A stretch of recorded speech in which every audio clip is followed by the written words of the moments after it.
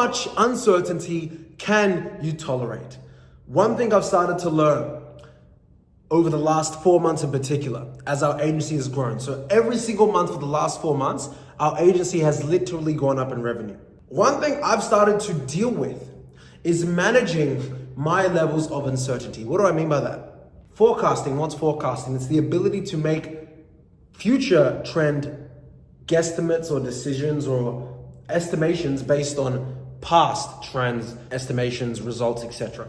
So that's a forecast. Part of faith and part of being able to have belief in oneself is being able to say, you know what? Whilst this is a forecast and we ought to do more of this result, or we ought to do A, B, C, and D, you actually don't know because you're not in control. What if, God forbid, and I'm standing on wood, I'll touch wood again, God forbid, you get sick. God forbid, your key players, all your SEO team or all your key employees that are really, really good, they quit your company next month.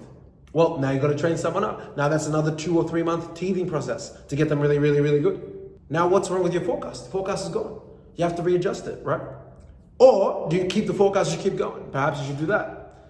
But that's one thing I've started to really get better at. Instead of lowering the standard or lowering the goal, it's like, okay, this is the goal.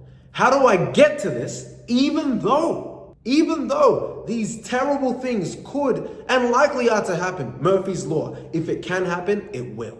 So as you grow in this game of entrepreneurship, and I'm a guppy fish in this sea of sharks in this game of business, right? But I have no doubt that even once we're doing $1 million a month, when I'm 27 years old, I'm 25 now, that it's just going to be my ability to continue dealing with higher levels of uncertainty. Because that literally is the game of entrepreneurship. It's the ability to have faith in yourself, in your team, in your opinion, in your conviction.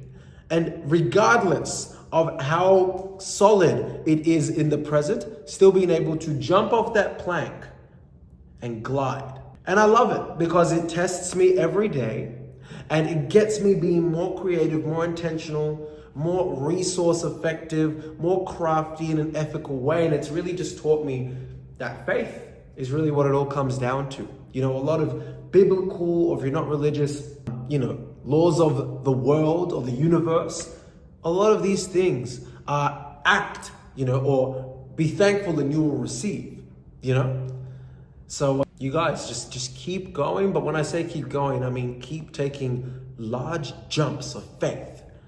But faith isn't just verbal, it's backed by action. I'll see you at the